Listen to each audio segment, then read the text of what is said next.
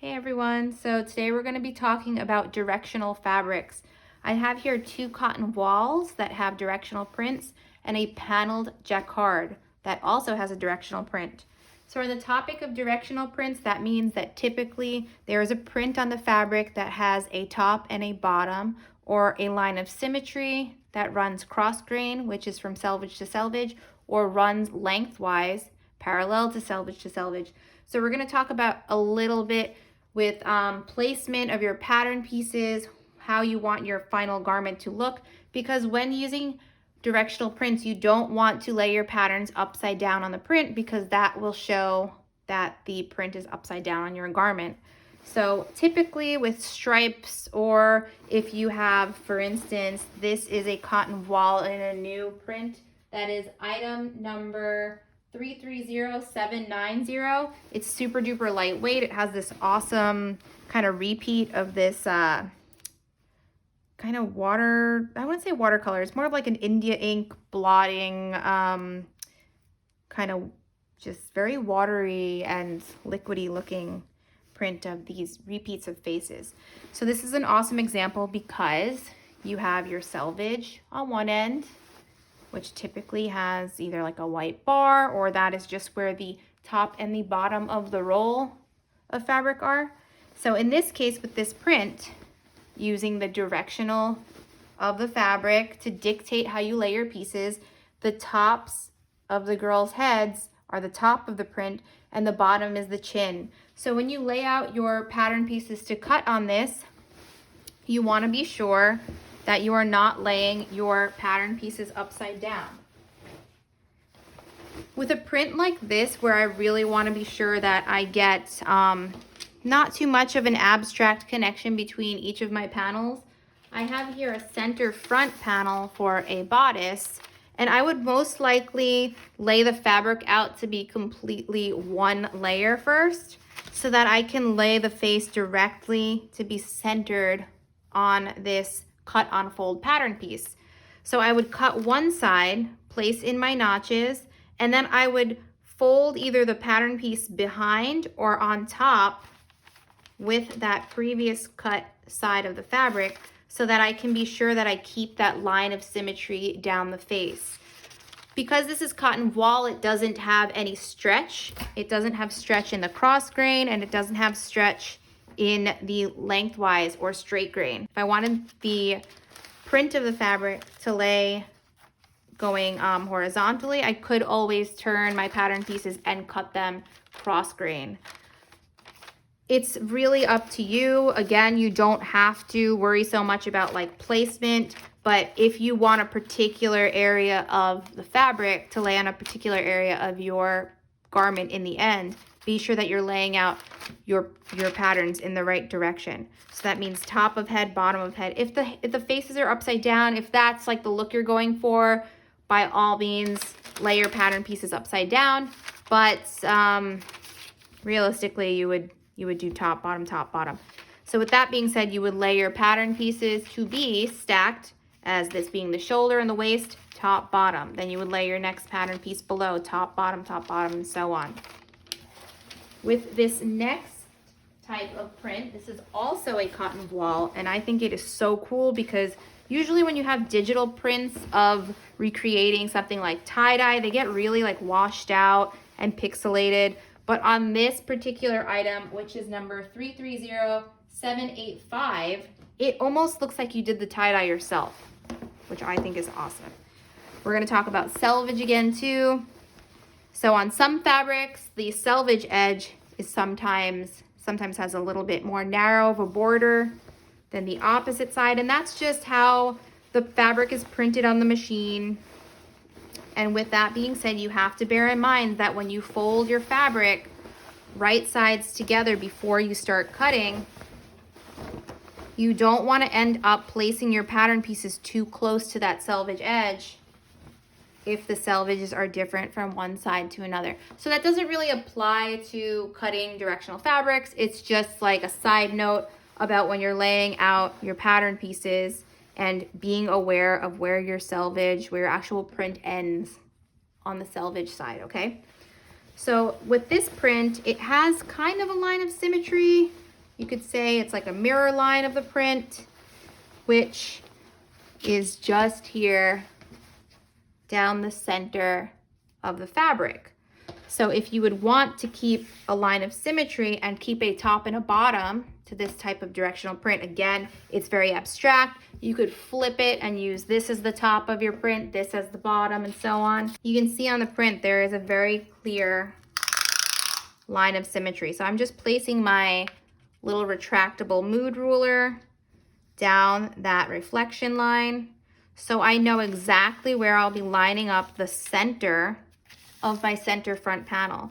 And that goes the same for when you're cutting your side front panels or your side back panels. Because this print is reflected, you can cut one of your side front panels and then you can flip it to the opposite side, the actual piece of fabric you cut, flip it to the other side so you have symmetry. So both of your side front panels are using the same block in the fabric, the same section.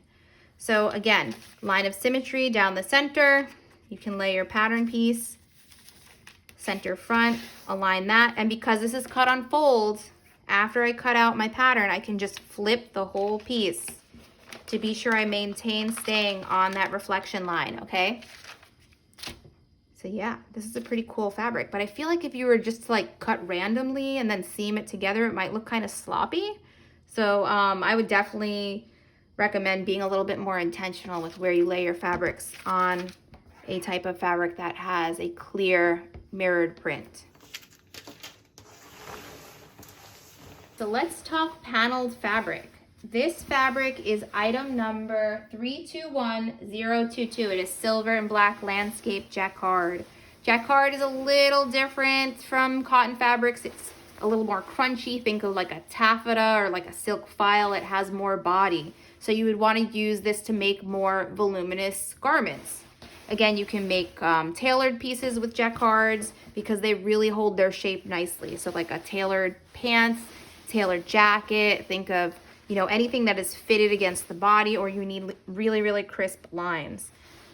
So you can see that, and I'm gonna lay this out so that I can pull the panel continuously by the yard. So with that being said, your panel is only so many inches wide on the fabric. So for instance, the width of this repeat is 35 inches per panel. So a yard of fabric is 36 inches. So when you purchase a paneled yard of fabric, you're technically getting the panel width. So that means where the panel starts at the top edge and where it ends at the bottom of the repeat. This is the selvage edge. So from selvage to selvage, that means you have a width of the actual fabric, which is 57 inches.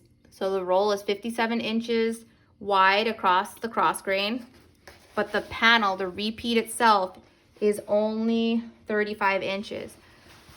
So with a repeat, with a panel that is directional, again, you have the mountaintops here and you have the bottom, you know, you have the, I don't know that much about plants. Oh my God, you have the tree trunks down at the bottom and you have the mountaintops up at the top. So again, when you're laying out your pattern piece, you want to be sure top, which is the shoulder, is at the mountaintops. And then the tree stumps are at the bottom by the waist. I'm going to stick to doing fashion and not ever get into plant stuff. Not a very good gardener either, so I can't help you there. All right, so with that being said, again, if you wanted this repeat to fall, and this is not symmetrical, it's just a panel. That means it runs cross grain in most instances. Again, you only get the width of the panel when you're buying paneled fabric by the panel. So one panel, you buy one repeat, two panels, and I'll pull up by the yardage. Then the panel repeats. And I'm gonna let you in on a really big secret, which I love to utilize with almost all of my designs. When you buy a fabric that is a jacquard, although the right side is the shinier side, you can always use the wrong side of the fabric as well. And then you get two prints in one fabric. So when jacquards are woven, you usually have the negative, which is, you can see, you know, we've got this black sky and we've got the silver outline, where on the right side, you have the black outline and the silver background. But I mean, you could do a collection that's only based on this one paneled fabric and use both sides, just simultaneously for each look. Fashion Week is coming up, although it may be mostly digitally based, but again, you know, you have so much potential from only one fabric. And although, like I said before, this is not a reflected print, I would definitely advise only using the mountain peaks as the top and the tree trunks as the bottom. I called them tree stumps before, but you get it. Just because, you know, when you look at a landscape in nature, the mountains are at the top, the tree stump trunks are at the bottom. So yeah, that's pretty much all you need to know about directional prints. It also serves for cutting stripes. I did a stripe video that is a little farther back in the Mood post history, so you can scroll back and see that. Stripes are very tricky. You want to cut one side and then, you know, flip that, align all your stripes before you cut the other side of the garment. It's if you want to be more meticulous, again, you can charge more money when you perfectly align stripes in your seam allowances, because people are like, wow, this must have taken so much time. And hence, that's why you pay more money when prints align between, you know, one panel and the other, when stripes align from one panel to the other. So yeah, I'm looking forward to seeing what all of you come up with. Please tag us. We love seeing what you make with Mood fabrics. And good luck working with directional prints.